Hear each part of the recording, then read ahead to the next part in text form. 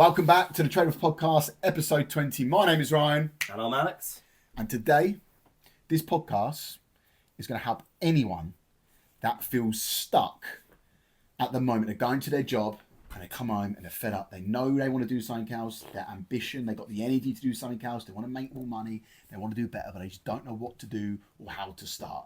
This episode is for you. So make sure you listen to the end because we're going to talk about our personal experience, what we did, lay out a bit of a blueprint for you. And this episode is going to give you that stepping stone that's going to help you start something, help you get ahead. Whether it's trading or not, it doesn't matter. If you're not into trading, it doesn't matter. You're into money. You want to make money. So make sure you listen to this episode. I think we've all felt stuck at some point. 100%. When you've been in a job, even if it's a job that you enjoy, because not everyone has the ability to work their passion, stuff like that, and we get to that later. But when you're working a job, even if it's providing a decent income, you're always restricted by kind of the requirements of the job, whether it be answering someone else, having to go on holiday when they tell you can, the amount of hours you have to work, scaling your income. So even if you don't feel stuck in an emotional way, like, I hate my fucking job, you most likely feel stuck in the amount of money that's coming in, the amount of control you have over your life. And I think that for me, when me and Ryan decided to kind of go our own path, that was the main thing for me. It wasn't so much about the money. Yes, the money's great. I wanted to earn more money, but I was all right with the money I was earning. I was getting by. It was all right. I wasn't like broke, you know. I was a single man, earning all right money. It was the other restraints that comes with having a job where it robs your freedom. Like what Alex said. I want to do something today. Do you know what? I'll go out today. I've got a few things I've got to do, but my kids have got a play at school at 12 o'clock. Can't go. You can't go. You can't say to your boss, look, mate, I ain't coming in for a couple of hours. They're going to go, what? You can't do that. When you work for yourself, yes, you can. You've got that freedom. And a lot of people, you see it branded around on lilos, don't you? Time freedom, all that bollocks. What that actually means is that you're now an entrepreneur, you're a business owner. From the moment you wake up to the moment you go to sleep, you are doing stuff work-related. But you're no longer exchanging time for money and being told what to do by somebody else. Yeah, you've upskilled and you're getting more money in general. So now what you can do throughout your day, where your whole day is just work and life mixed, you can now say, actually, I'm going to do that at 12 o'clock. I'm going to move that back. I've got a sales call then, or I've got a business meeting then, or do you know what? I want to be trading then. You can move these things around your life. So now you've got freedom. You're moving things around to suit you. So it's just a nice flow every single day. You can't get that when you're exchanging time for money and being told what to do from a boss. And a lot of people, they think they want this, don't they? A lot of people think they want the entrepreneurial life and everything that goes with it and all the good things, but they don't look at the negative things, which is what Ryan just said. We are working and available from the minute we wake up to the minute we go to sleep.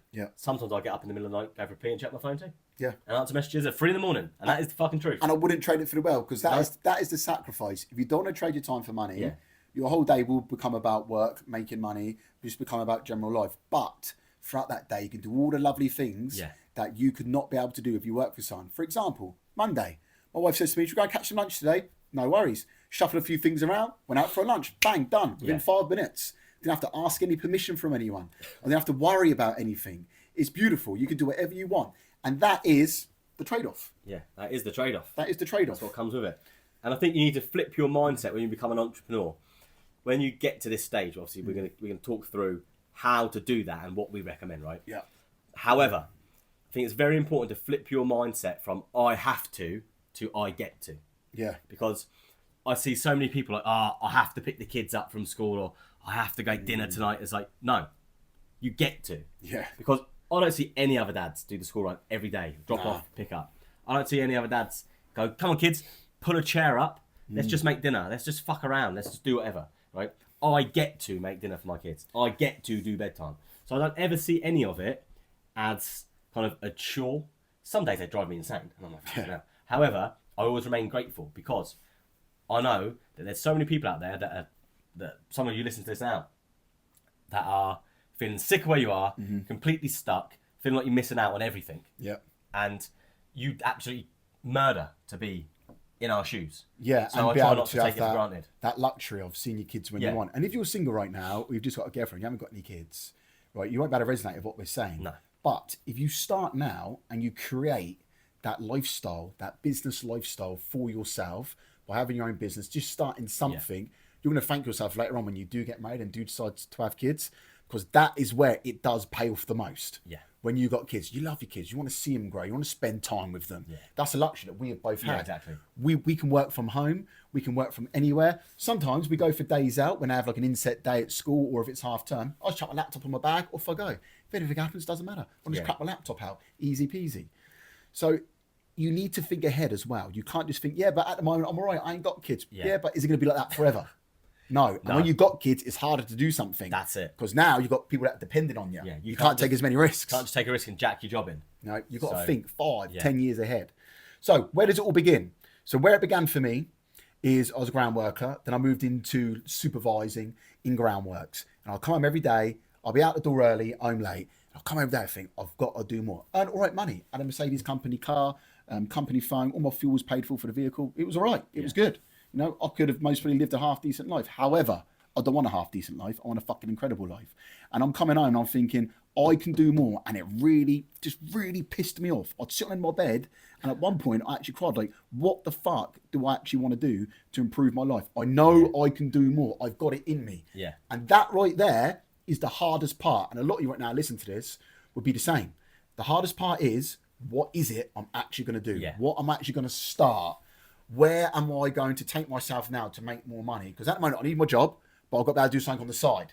That's the hard bit. Obviously, a lot of people come through us to link up to be able to become a trader. They use automated trading, Alix's swing trading strategy, which don't take much time at all. A lot of people go down that route. But of course, there's lots of routes that you can go down.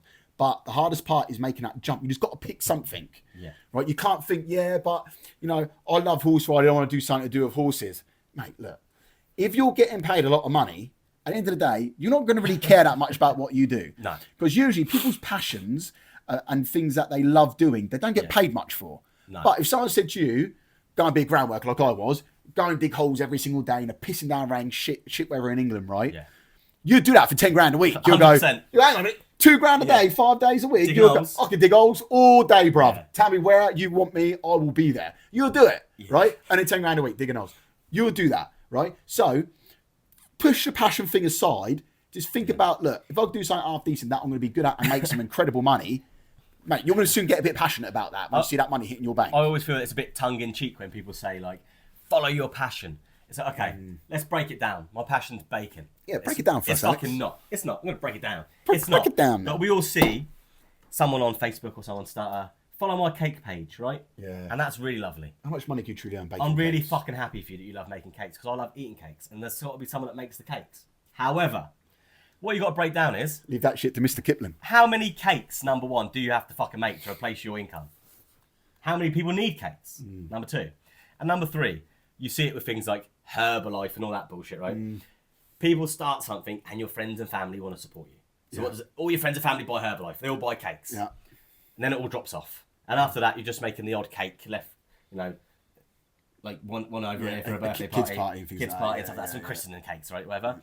It's not enough unless you are going to go balls deep into bacon. Yeah. And make, hire a unit, get people working there, get a fucking, industrial sized oven.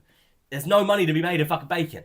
Yeah, and you're also still standing in time for money, because if someone says, I want you to bake me a cake, that cake's going to take 3 or 4 hours. Yeah. You're then on an hourly rate. You don't want to be on an hourly rate. You've got to detach yourself from hourly rates. Yes. Because 100%. That's how you're going to gauge it. Right, the materials are going to cost me 50 quid, I don't know, to bake a cake. However much materials cost, can't be that Fucking much. expensive cake. I'm thinking of a big badass cake here, Big right? cake. Right, big cake. And it's going to take me 5 hours. Right, I want to be on X amount an hour then for baking that cake. You've just worked out an hourly rate. You've got to detach from an hourly rate. Do you reckon Jeff Bezos thinks about an hourly rate? Not just that, you've now confined yourself to what you deem yourself to be worth. Yeah. Which is... And you're worth more than what you think. Yeah, you're worth more than what you think. So, I mean, for me, the way I started was, I was doing groundworks too. I started off actually working for the same company as Ryan. Yeah. And then I went off and worked for a company called Clancy Dockra, which is, not as fun as time. What's that, on the water? On the water, yeah. Yeah, doing water meters. Yeah. I was balls deep in holes, changing water meters. Freezing cold water. Oh, I forgot you was at Clancy, yeah, fucking hell. Balls deep in the water. Yeah, that's the... Muddy water, hands underneath like that, hands under the water with my eyes closed, trying to fucking find a nut and unscrew it all and go, no, do you know what I'm going to eat for dinner tonight? Yeah, shit work, mate. And then you'd be on the way home, and this is what happened all the time. I'd be on the way home, And so I'd ring you, go, mate, there's a leak. Do you want to go do it? It's, you know, double hourly rate because there's a leak, it's an emergency. Yeah, no worries. So then I'd go to someone's driveway, go dig up their fucking driveway, get home at 9 o'clock, get up for work again at 4 in the morning. And I'd wake up in the morning buzzing because I'd made an extra 150 quid for going out that evening and making a bit of extra money, right? However, I soon learned that you have to physically be there to make money. Yeah, ain't no good. And obviously for me, my experience was my wife or my girlfriend at the time got really sick and they were like, right, take some time off, go look after her. So I took some time off. When I came back, the upper management said, look, this guy can't have any more time off. He's either got to quit his job because we can't keep paying him, or he's got to come back to work. And I wasn't in a position where I could come back to work. So I got let go. And it was at that point, I was like, right, I've been fucking around this trading thing. We've been trying to do it. I've been doing it on the side, doing it in the evenings. Serious. It was like, I've got enough money in the bank to last me a couple of months. I'll either go at it now, or I have to go get another job. I'm going to have kids, and it's going to be done. I'm never going to do it. And it was at that point that we decided, similar to, it happened all at the same time as Ryan got stabbed. Yeah.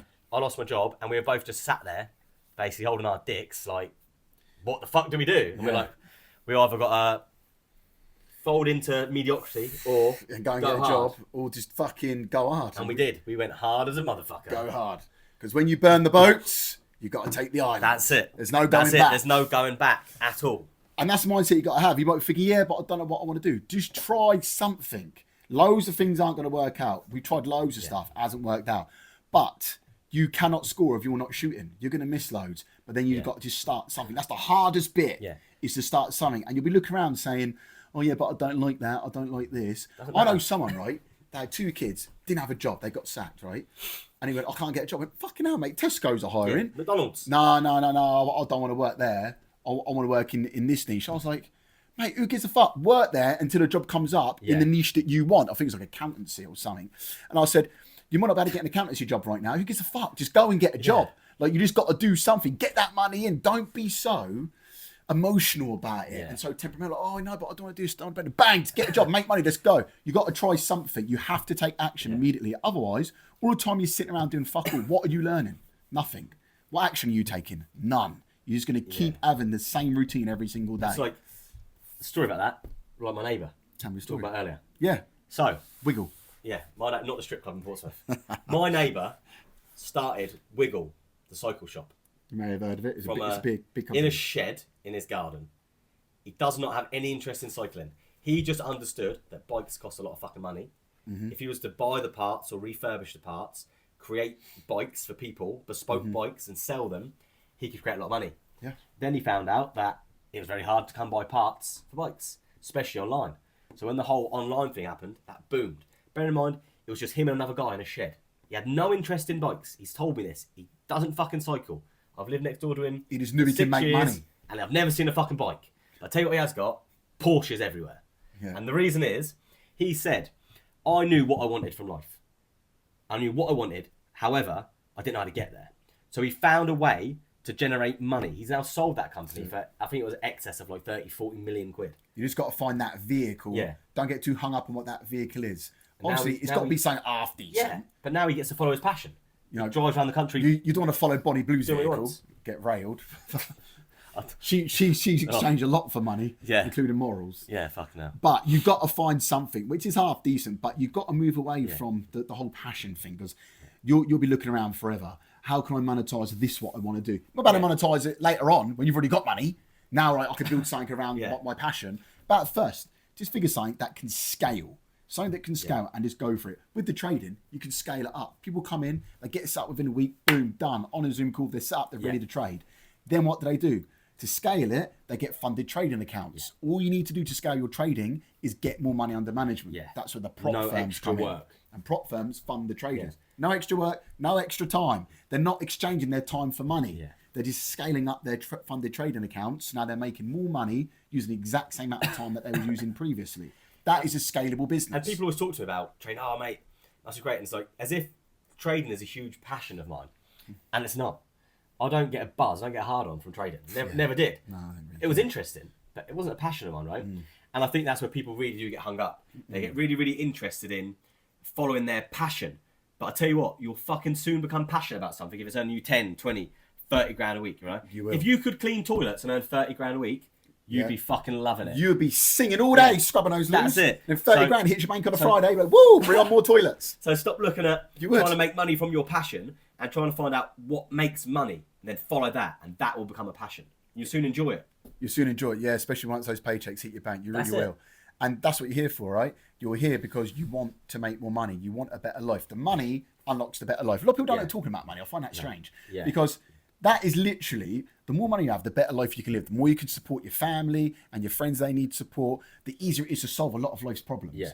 Because those people that live from week to week, their washing machine breaks down, they're fucked now. Yeah. I ain't got no money saved up. I can't buy nothing out of my paycheck this Friday. That's all allocated for to bills, food, etc. How are they going to wash their clothes? Right? If you've got loads of money, it don't matter. Bang, new washing machine. Yeah, bring it out now. Order it. Get rid of that one. Don't care. Order the best one. Finished. Done. People with money Problem still solved. People with money still got problems, but they're different problems. Yeah, they're different problems. The small problems that happen on like the day-to-day stuff. Yeah, everyone has that. A lot of them can be sorted when you've got more money in the bank easily. But then obviously you still got other life problems which money can't solve, which is fine. Yeah. You're going to get those whether you're poor or rich. Yeah. Do you know what I mean? I'd rather get more rich. I'd rather do it fucking rich. Yeah, because they can solve more problems, right? Because you've got more money. So you need to think about what it is. Right, I want to start, but don't overcomplicate it. Just get involved with something. You have to take the leap, and then you'll learn from that, whether it's for you or not. Right, I actually quite like a few elements of this thing that I'm trying, so now I'm going to use those, and I'm going to use those newfound skills and use them for something else that I want to try. Just keep trying, keep trying. The hardest bit is making the leap to start something as a side hustle or a full-time business, which is going to make you money. Just make sure it's scalable. Yeah. It's always the scariest thing. Taking the first step is always the most scary thing. I had a conversation with my son. Big time. My son's having trouble with another kid at school.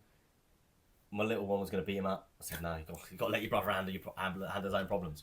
I just had a conversation with him and said, have you told him you don't like that? He's like, no. Communication is key. Yeah, communication is key, right?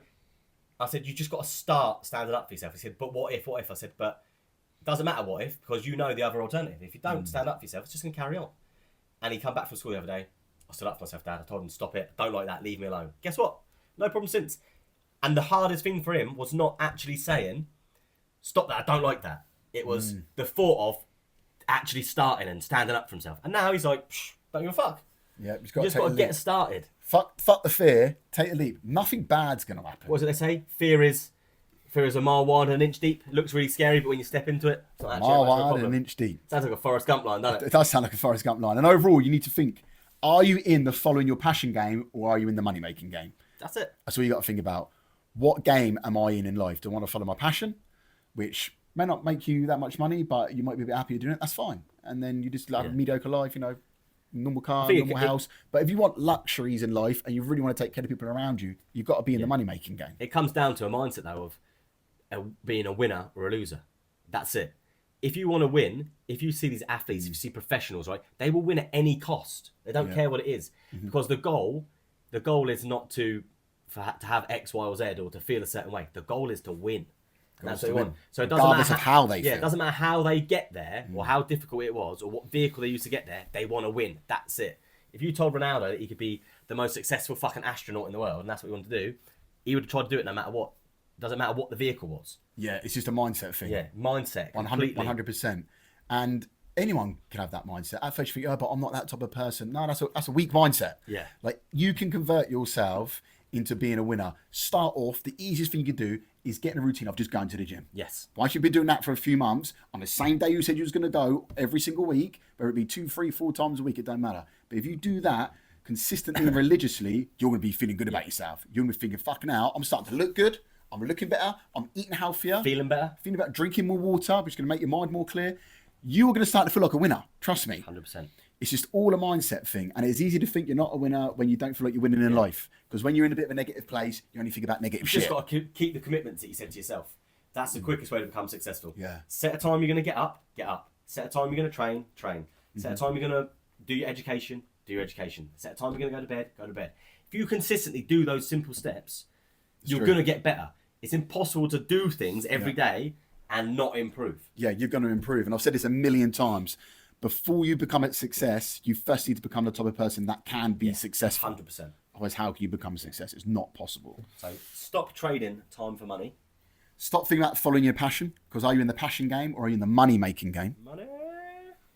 And just leave with these thoughts and think about it over the next week. I'm going to take action. And we want to know which ones of you. So message us on Instagram, put in the YouTube comments, message us on our Discord, wherever it may be. We want to know which ones of you that listen to this podcast are actually taking action. You're actually doing something with your life and about your current situation. And if you've already done that and you're in a process, because a lot of the time people get to a point, it's a sticking point that, I'm stuck now, I can't get any further, I don't know where I'm going. If that's the way you feel, and it's about trading or business, message us. We'll answer your questions. We'll help you. And I'm not saying you have to book in a Zoom call and pay. Just ask us a fucking question and we'll answer it. We're normal people, right? And the other thing is, if it's in another niche, let's say you're trying to build an online training business, fucking message some personal trainers. Yeah? 5 or 6 of them might ignore you. One person will answer you and they might give you the right answer to move forward, right? The thing stopping you is the fact that you don't know where to go. So ask someone that's already there. That's it. Don't forget, we were once where you are now. And we're no longer there. We got out of it. We made those changes. We've improved. Yes, it takes time, but we stuck at it every single day. And now we're here on a podcast trying to inspire you to take action.